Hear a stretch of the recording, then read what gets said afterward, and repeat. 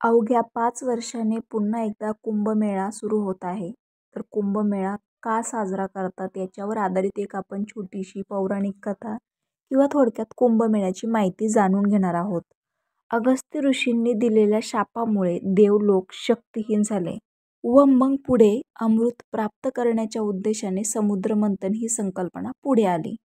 समुद्रमंथन हे 12 दिवस चालले. ते 12 दिवस म्हणजे पृथ्वीवरील 12 वर्ष होतात. अमृत प्राप्त झाले व ते दानवापासून लपवून ठेवण्यासाठी देवांनी अमृत कुंभ घेऊन पलायन केले. या पलायनादरम्यान ते ज्या ठिकाणी लपले ते 4 ठिकाण म्हणजे हरिद्वार, प्रयाग, उज्जैन व नाशिक. या ठिकाणी हे अमृत कुंभ ठेवल्या गेल्याने या 4 स्थानांना अतिशय महत्त्व प्राप्त झाले. ते ह्या 4 ठिकाणी ज्यावेळी थांबले त्यावेळी असणारा ग्रहयोगावर पुढे कुंभमेळा भरू लागला.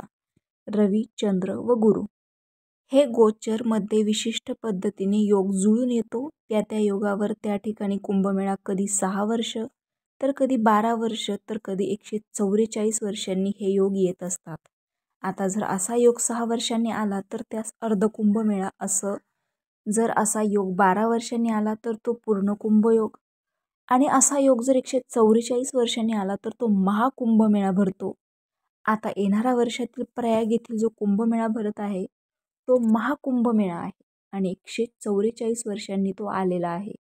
आता ह्यापुढे हा योग 22व्या शतकात येणार. आपले भाग्य की आपल्या आयुष्यात महाकुंभमेळ्याचे आयोजन होत आहे. हा योग आपल्या आयुष्यात येणं म्हणजेच खूपच भाग्यवान आणि तेही प्रयाग ह्या स्थळी. प्रयागला एवढे महत्त्व का, तर ब्रह्मदेवाने सृष्टी निर्माण केली तेव्हा प्रथम यज्ञ प्रयाग येथे केला होता. प्र म्हणजे प्रथम व याग म्हणजे यज्ञ, म्हणून त्यास प्रयाग हे नाव पडले. या त्रिवेणी संगमात जर आपण या कुंभपर्व काळात स्नान केलं तर मोक्षप्राप्ती होते. कळत न कळत केलेली पापे नष्ट होतात.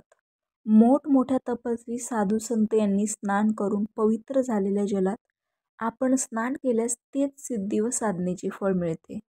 हा कुंभमेळ्याचा पर्व काळ 1 महिना जरी असला तरी वर्षभर आपण तिथे जाऊन स्नान केले तरी चालते. गर्दीच्या वेळी जाऊन त्रास करून घेण्यापेक्षा नंतर गेलेलं केव्हाही बरं.